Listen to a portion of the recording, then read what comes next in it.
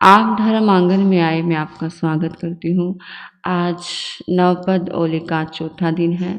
आप सभी के लिए लाभकारी हो, सुखकारी हो, इन्हीं मंगल भावनाओं के साथ आज हम श्रीपाल चरित्र शुरू करेंगे।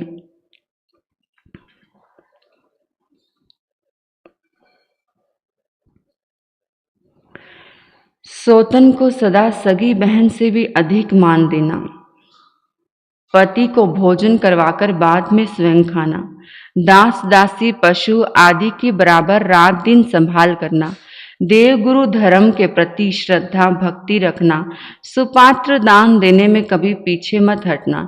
यदि तू बुद्धिमान और समझदार है तो अपना कुल उज्जवल करना तथा सुयश में अभिवृद्धि करना।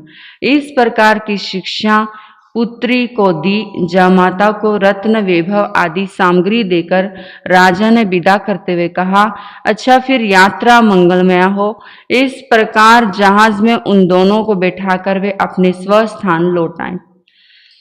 रतन द्वीप से जहाज चल पड़े। श्रीपाल ने पूरा लाभ प्राप्त किया। अपनी दोनों पत्नियां मदन सेना एवं रत्न मंजूषा के साथ आनंद किलोल करता हुआ जहाज में जा रहा है।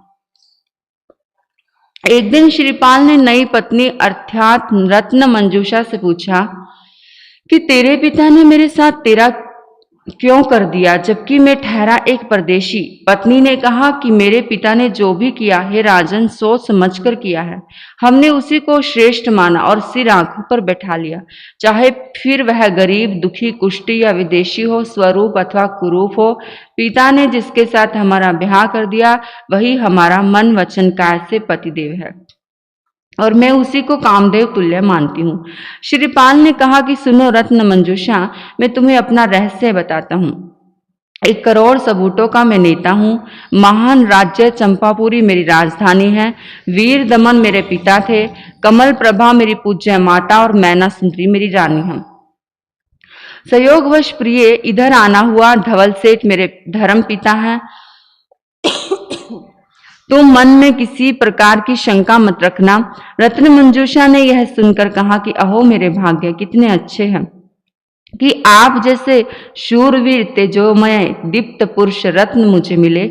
जैसे सीता को राम मिले, रुक्मणी को कृष्ण मिले, बस ऐसे ही आप मुझे प्राप्त हुए। जो आस्वा थे परिस्वा, जो परिस्वा थे आस्वा, हम जहां बैठते हैं वही मन को लगाना।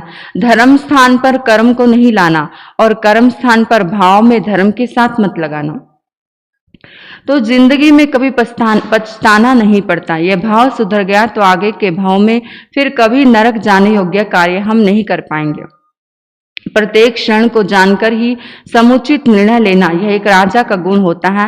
वह निरप्रजा के वात्सल्य को प्राप्त करता है। धन्य है वे लोग जो गुरुवचन पर विश्वास करते हैं।